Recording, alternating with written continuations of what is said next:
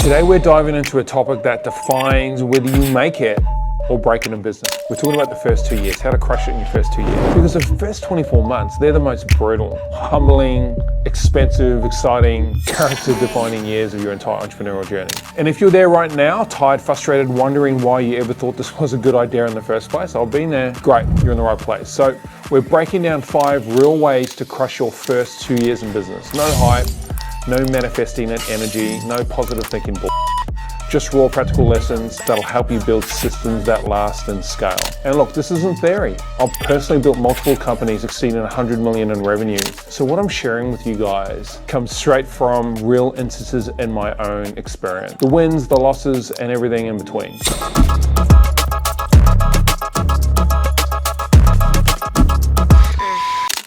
So number one, think like a journalist, right? So in the early stages of your business, your first idea, you know, that big one that you fell in love with, is almost never the final product or business. It's like your first relationship, right? You thought it would last forever until reality stepped in and it didn't. So your job in year one isn't to prove your idea right, it's to investigate whether it deserves to exist in the first place. That's where thinking like a journalist comes in. So a good journalist just doesn't settle for the surface story. They dig, they ask questions, and they follow the evidence. That's exactly what you need to do with your business model.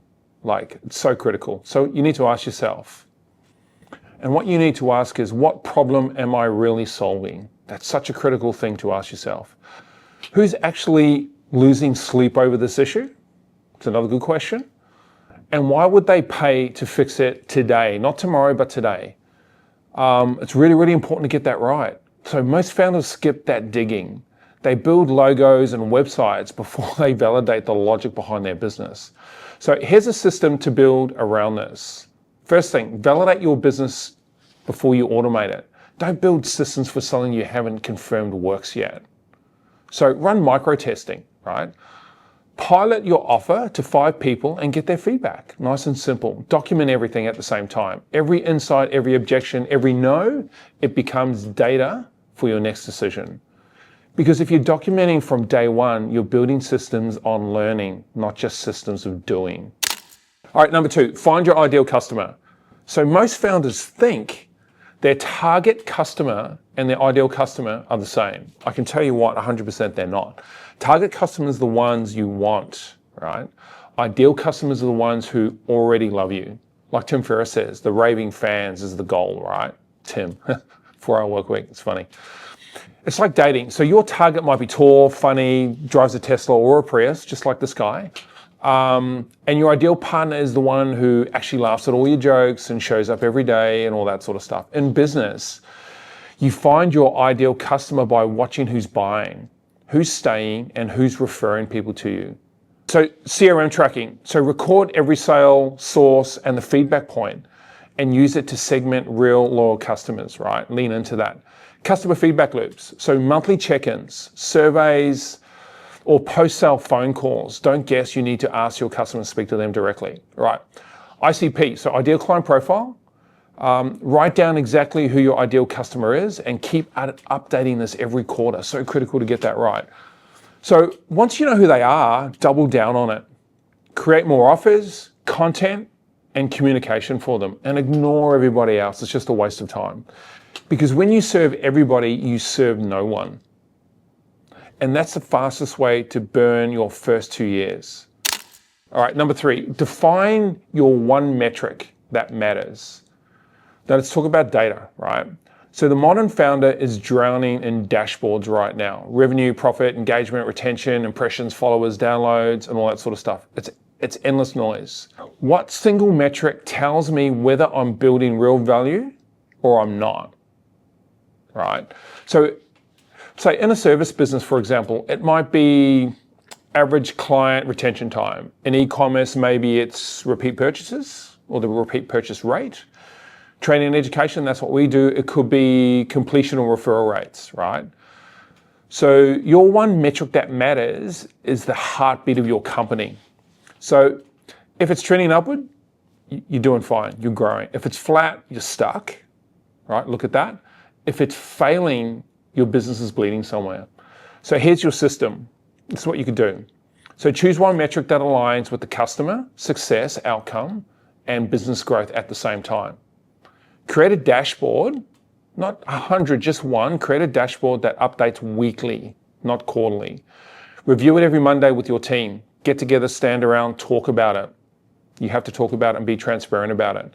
Build incentives around it, bonuses, recognition, milestones, awards, all that sort of thing. And then when you tie team energy to one shared outcome, you build momentum, right? Just through simple focus alone. Okay. Number 4, ignore most advice. Ignore most advice. Like, there's a lot of noise out there, a lot. And people are going to try and tell you what you should be doing all the time, including your staff. And the reason I say that is once you start a business, everyone around you becomes an expert, don't they? So your uncle, your neighbor, your barista in the morning, your barber. And of course, that guy on YouTube, who once made 100K in one weekend, like, here's the truth. 99% of the business advice doesn't apply to what you're doing or your context. They don't know your margins, your people, your market, or your strategy. As a founder, you need to filter everything through first-hand knowledge, right? So build a system for filtering advice. Document your experience, that's what we do. And try, test, and track. That's what we do through data, right? So only listen to those doing what you want to do at scale. So find someone in your network who's doing that. Debrief advice before acting. Ask, does this align with my goals, my market, and my resources? And the big one, learn to sit in uncertainty, because leadership isn't about always being right. It's about making clear decisions, owning them, and then iterating them fast, and then redeploying.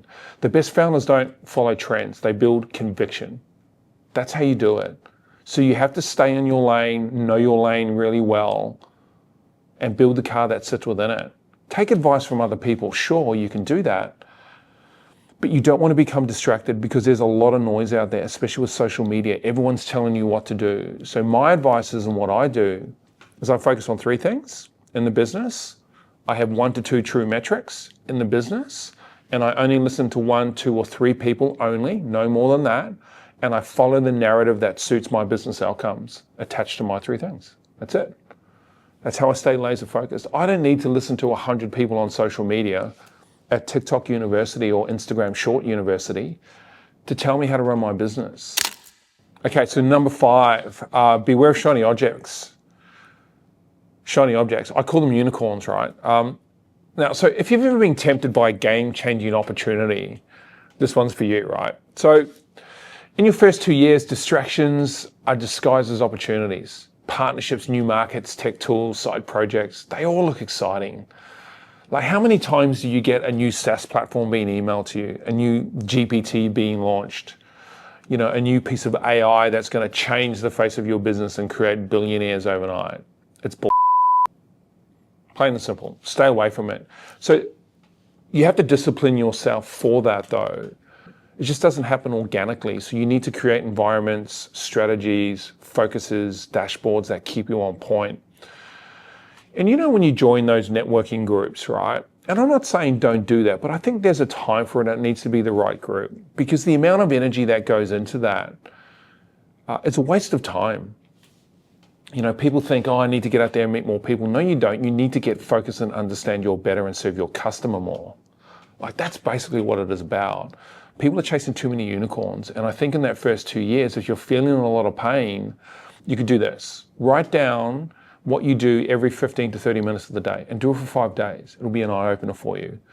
Like, I've heard Al Mosey talk about this a while ago, right? Now I do that. I work in 15-minute increments sometimes, or 30-minute increments, and I record my day using AI, right? And then I can sit back and I can look at the lens and go, okay, what have I actually achieved? And if it's 0 or it's low, I go and look at actually what I was doing physically, the physical practical tasks that I was executing against. And then it sort of gives me a good lens on it. So you need to be super focused on that. But try that. It's a pretty good exercise. I have learned a lot from doing that, writing down what I do every 15 to 30 minutes. I'll tell you what, it's a game changer, and you'll be super surprised at how many distractions you're getting caught up with. Now remember, I did an episode a while ago. It takes you 26 minutes on average to get refocused. 26 minutes on average to get refocused. And people are getting distracted 4 to 5 times every 30 minutes. 30 minutes. So we live in a world of distraction, right? So getting laser focused is certainly a critical thing to do. So here's the rule. If it doesn't align with your OMTM, your one metric that matters, or your ideal customer, it's not worth your energy. Okay, you need to get into this decision-making system that works, right? So when something comes up, ask yourself, does it serve my ideal customer? And does it help my one metric that matters? Super critical to get that right. So, and do you have the capacity to execute against it, like properly, right? Do you have the resources for it is another thing. So if the answer is not a clear yes, it's definitely a no. Just say no. The fastest way to fail in your first 2 years is to chase everything.